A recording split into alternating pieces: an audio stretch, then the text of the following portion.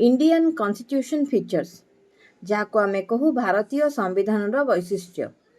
तो आज पढ़िया भारतीय संविधान वैशिष्ट्य गुड़िक कौन। भारतीय संविधान अनेक वैशिष्ट्य अच्छी जहाँ यह अन्य देशर संविधान ठारू भिन्न करिथाए।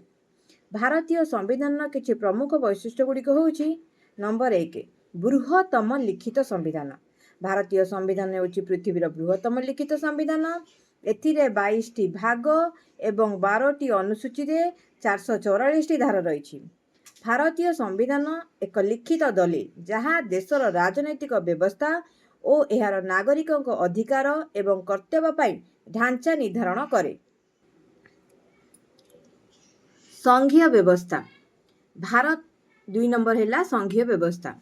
भारतर संविधान एक संघीय सरकार व्यवस्था गठन करे जेउथिरे केंद्र सरकार और राज्य सरकार मध्य क्षमता बंटन करा जाए। केंद्र सरकार वैदेशिक व्यापार एवं प्रतिरक्षा भली किछि क्षेत्र रे स्वतंत्र क्षमता अछि जेतेबळे राज्य गुड़िकर शिक्षा और आईन एवं श्रृंखला भली क्षेत्र में क्षमता अछि। संसदीय शासन व्यवस्था भारतर संविधान एक संसदीय सरकार गठन करे जेउथिरे कार्यपालिका विधानसभा प्रति दायी। भारतर राष्ट्रपति होचंती राष्ट्र मुख्य जेतेबळे प्रधानमंत्री होचंती सरकारंकर मुख्य। मौलिक अधिकार 4 नंबर है मौलिक अधिकार।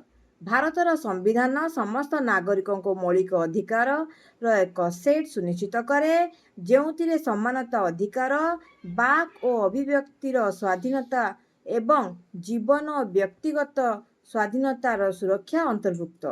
यही अधिकार गुड़िक कोर्ट बा न्यायालय द्वारा प्रवर्तन योग्य एवं यही अधिकार गुड़िक उल्लंघन करुवा जेकोसी आईन को कोर्ट द्वारा प्रत्याख्यान करा जाई पारिबो। निर्देशात्मक राष्ट्रनीति 5 नंबर है निर्देशात्मक राष्ट्रनीति।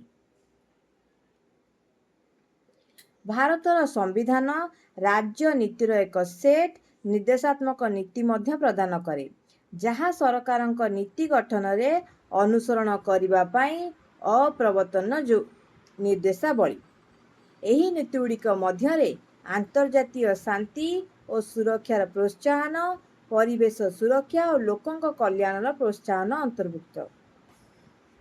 6 नंबर स्वाधीन और निरपेक्ष न्यायालय भारतर संविधान एक स्वाधीन न्यायपालिका प्रतिष्ठा करे जहाँ देशर आईन गुड़ी को व्याख्या करिबा एवं नागरिकर अधिकार को बजाय रखिबा पाई दायी।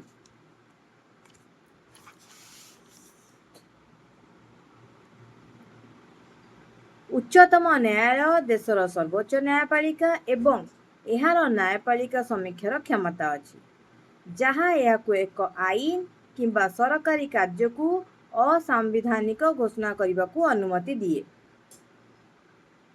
7 नंबर संशोधन प्रक्रिया भारतर संविधान यार व्यवस्था संशोधन पाई एक विस्तृत प्रक्रिया प्रदान करे। एक संशोधन पाई संसदर उभय गृह रे एक विशेष बहुमत आवश्यक एवं देशर अति कम रे अधा राज्यर अनुमोदन आवश्यक। यह निश्चित करे जे संविधान रे जे कोनोसी परिवर्तन अधिकांश लोकों सहमति रे करा जाए। ए सब होछि आम संविधान वैशिष्ट्य गुड़िक। धन्यवाद।